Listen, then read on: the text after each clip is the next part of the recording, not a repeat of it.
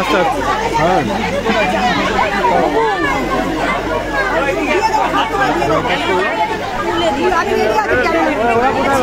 নমস্কার সবাই, নমস্কার সবাই। তো সেজে বুঝে এসছো, আমার অবস্থা দেখো। আমি বললাম কি সেটু সময় পেলে আমিও কি সেজে বুঝে আসতে পারতাম, পুজোয় যাচ্ছি। আলপনাদি বললো না না তুমি এমনি ভালো লাগছে, তুমি চলো, তুমি গেলে সবাই খুশি হবে। তাই আমি এরম অবস্থাতেই চলে এলাম, কারণ আশীর্বাদ নিতে চাই সকলের কাছে। অবশ্যই মায়ের কাছে প্রার্থনা করলাম।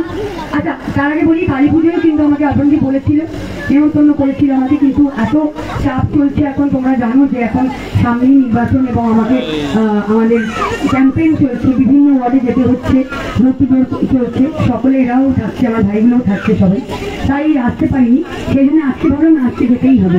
মায়ের কাছে এটাই চাইলাম, মায়ের কাছে এটাই প্রার্থনা করলাম যে মা সকলের মঙ্গল করুক, শান্তিতে থাকুক, সবাই সুস্থ হয়ে থাকুক এবং আমাকে অনেক অনেক আশীর্বাদ করুক।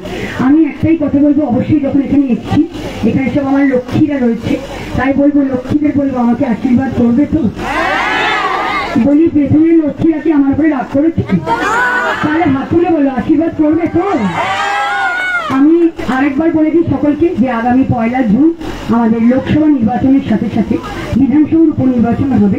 তাই আমি সকলকে অনুরোধ করব যে মমতা বন্দ্যোপাধ্যায়ের উপরে সকলে যেভাবে আস্থা ভরসা তোমরা রেখেছো, আগামী 1 জুন সেই বিশ্বাসের উপরে ভরসা রেখো এবং উন্নয়নকে সামনে রেখে তোমরা ভাষার উপর জোড়াফুল চিহ্নে ভোট দিয়ে আমাকে বিপুল ভোটে জয়যুক্ত করো এবং তোমরা আমাকে ঘরের মেয়ে করে তুললে আমি তোমাদের সাথে ঘরের মেয়ের কর্তব্য তোমাদের প্রতি আমি পালন করবো, এই কথা আমি তোমাদের দিতে পারি। মমতা বন্দ্যোপাধ্যায় আমাকে তোমাদের জন্য পাঠিয়েছেন, আর একজন মহিলাই আমার বিশ্বাস যে আরেকজন মহিলাকে সবচেয়ে বেশি বুঝবে। অবশ্যই দাদারাও বোঝে, ভাইরাও বোঝে, আমি সেটা বলছি না বোঝে না, এমন করে তাকাচ্ছে আমার দিকে। আমাদের সব মহিলাদের নিয়ে যখন যেদিনকে বসবো ওই দিনকে বলবো, আজকে বলা যাবে না, আজকে দাদারা রয়েছে, হটমট করে দেখছে দাদারা পেছন থেকে। না অবশ্যই মমতা, আমি গর্বিত একজন নারী হিসেবে, কারণ আমি যে রাজ্যে বাস করি সেই রাজ্যের মুখ্যমন্ত্রী সারা ভারতবর্ষের মধ্যে একমাত্র মহিলা মুখ্যমন্ত্রী, এটা তো গর্বের ব্যাপার আমাদের জন্য।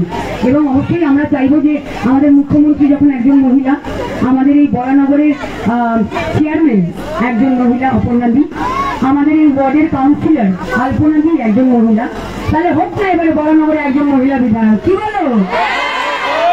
বরানগরের ইতিহাসে প্রথমবার একজন মহিলা বিধায়ক হবে, যদি তোমরা সবাই আশীর্বাদ করো। করবে তো? সবাই জোড়া ফুলে ভোট দেবে তো? মমতা বন্দ্যোপাধ্যায়ের উপর ভরসা রাখবে তো? জয় বাংলা। সবাই ভালো থাকবে, সুস্থ থাকবে অবশ্যই, এবং আমাকে কোনো অসুবিধা হলে সবসময় আমাকে পাশে থাকে। আলপনাদি থেকে আমার নাম্বার নিয়ে নেবে, আমাকে যোগাযোগ করবে, আমি সবসময় আছি তোমাদের।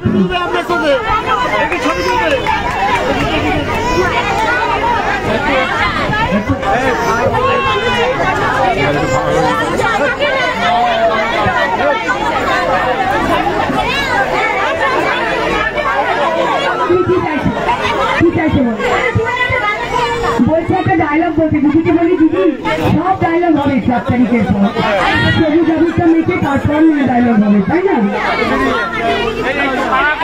আমি একটা কথা বলি, এখন একজন একজন করে সেলফি নিলে সবাই কিন্তু তুলতে পারবে না, ঠিক আছে? কারণ আমাকে তোমরা জানো যে ভোট প্রচারে যেতে হবে, তোমরা বুঝতে পারছো, সবার কাছে আমার যেতে হবে। আমি তো আবার ভর্তি করে আসবো, সোমবার ভর্তি করে আসবো, তখন সবার সাথে আলাদা করে তুলে দেবো।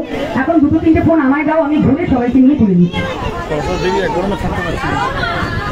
সবাইকে আমি বলছি, সবাই একে একে হবে না, সোমবার দিন দিদি আমার আসবে, আমাদের আগে ভর্তুটোর ক্যাম্পেইন আছে, যারা যারা আজকে তুলতে পারবে না সেদিন তারা তুলে নিল।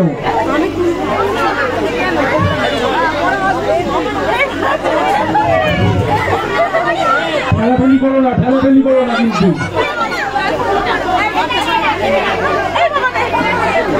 করবেন না প্লিজ, আসতে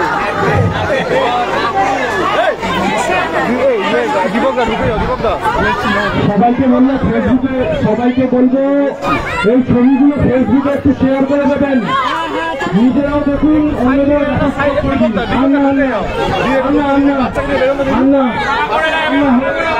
আমি আমাদের রাজ্যের পৌরমাতা তথা সিএলসি সদস্য শ্রীমতী আলপনা নাগর